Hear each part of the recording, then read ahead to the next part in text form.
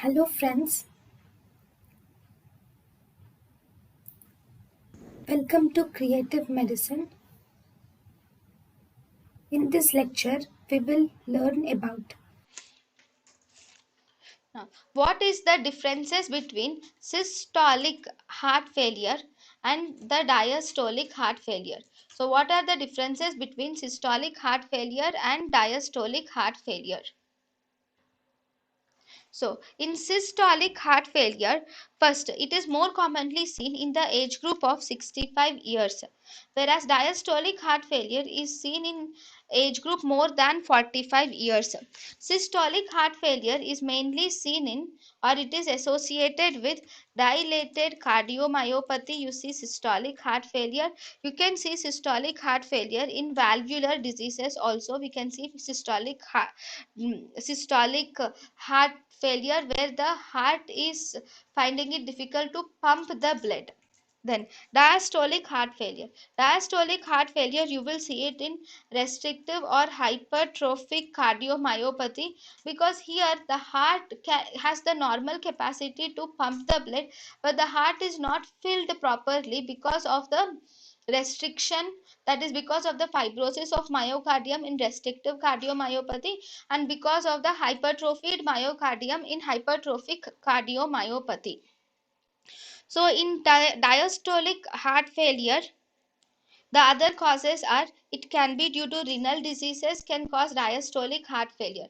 Why? Because in renal disease there is less blood may be reaching the heart because of decreased because of less blood volume. In cases of less blood volume or in hypertension, in renal diseases or hypertension, the patient can have diastolic heart failure. Then on examination in the systolic heart failure, you will see presence of displaced apex beat is seen with S3 gallop is seen on in systolic heart failure.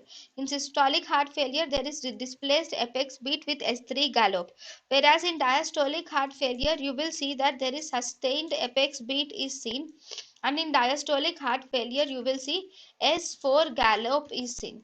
There is sustained apex beat with S4 gallop is seen in diastolic heart failure.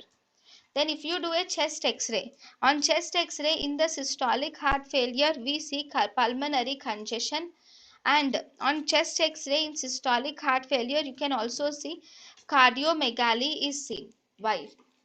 This is important. See, if there is a systolic heart failure, now the heart has difficulty in pumping the blood. Okay, so as a result, because it has difficulty in pumping the blood, it pumps only less blood. That is, there is less blood reaches from the left ventricle into the aorta.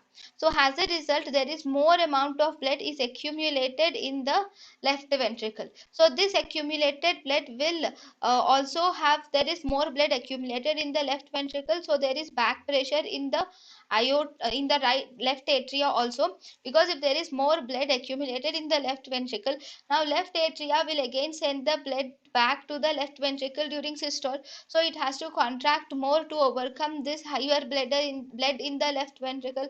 So there is back pressure in the atrial pressure will increase. So slowly this atrium is connected to the lungs, right? It is connected to the lungs through the pulmonary result,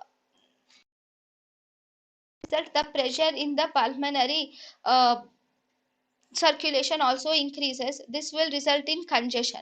So a systolic heart failure presents with cardiomegaly because the heart has to pump hard against the residual blood, so the pressure which is generated by the muscles should increase, so there will be pressure overload leading to hypertrophy of muscles is seen. So this results in pulmonary congestion and also cardiomegaly.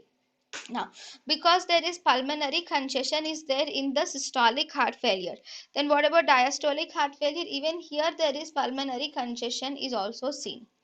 Then we have ECG, sorry, echocardiography and ECG. Okay, ECG or echocardiography. So in this ECG or echocardiography in the systolic heart failure, you will see presence of Q waves are seen, and obviously as discussed in the previous section, in systolic heart failure there is preserved ejection fraction is seen. Whereas in diastolic heart failure, there is left ventricular hypertrophy type of ECG waves are seen, whereas in diastolic heart failure, there is normal ejection fraction is seen.